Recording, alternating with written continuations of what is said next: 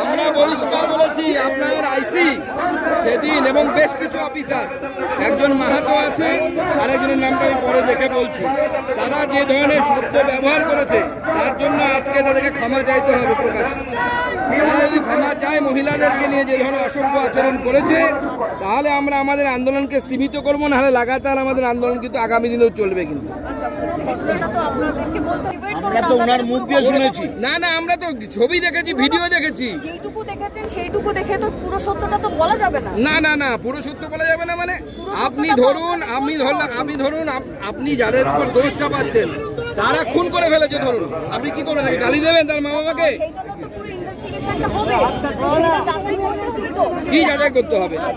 চোখের সামনে গালি দিচ্ছে, চোখের সামনে